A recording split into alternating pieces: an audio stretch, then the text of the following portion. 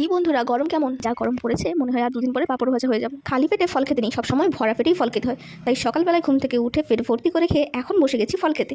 ব্যাস, যাই হোক, লেবু ছাড়ানো কিন্তু কমপ্লিট। এইবারে এই ফলগুলো পেটে ঢোকানোর পালা। এমনিতেই পেট ভর্তি আছে, খেতে একদম ইচ্ছে করছিল না, কিন্তু কি আর করা যাবে, খেতেই হবে। এটা কিন্তু আমার প্রেগনেন্সির 6 মাস চলছে, আর এই প্রেগনেন্সির সময় সবচেয়ে ইন্টারেস্টিং পার্ট হলো বেবির মুভমেন্ট ফিল করা। 5 মাসের আগে থেকে কিন্তু আমি মুভমেন্ট ফিল করতে পারতাম, কিন্তু এখন অনেক বেশি করে ফিল করতে পারি আরও।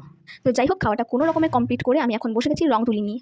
ভাবছো রং তুলি কী করবো? এই যে মায়ের কাছে কয়েকটা সিম্পল ব্লাউজ ছিল, তার মধ্যে থেকে এই পিঙ্ক কালারের ব্লাউজটা নিলাম ডিজাইন করবো বলে। যেহেতু মায়ের ব্লাউজে ডিজাইন করছি, তাই মা বলে দিয়েছিল যে একদম সিম্পল রাখতে, বেশি কিছু করতে না। ডিজাইন করতে কিন্তু আমার ছোটবেলা থেকেই খুব ভালো লাগে, আর আজকাল ফেসবুকে এত ফ্যাব্রিক ডিজাইনের ভিডিও দেখছি, ওইগুলো দেখে দেখে নিজের আর আঁকার লোকটা সামলাতে পারলাম না। আর তোমাদের কার কার ডিজাইন করতে ভালো লাগে অবশ্যই কিন্তু কমেন্টে জানিও। বেশি কিছু করলাম না, মা এটা দেখে বলেছিল ভালো লাগছে, আমিও আর কিছু করলাম না, এরকমই রেখে দিয়েছি। তো কেমন হয়েছে তোমরা বলবে।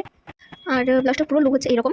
আর এই ব্লাউজটা হচ্ছে আমার, এটা আমি কয়েকদিন আগে করেছিলাম নিজের জন্য, সে সময় আর ভিডিও করা হয়নি। আজকে যেহেতু ভিডিও করছিলাম, তাই এই ব্লাউজটাও দেখিয়ে দিলাম। তো ডিজাইনটা কেমন হয়েছে তোমরা কিন্তু অবশ্যই বলবে। তো সবশেষে কিন্তু আবারও টুক করে একটা কলা খেয়ে নিয়ে ভিডিওটা এখানেই শেষ করলাম। ভালো থেকো তোমরা সবাই।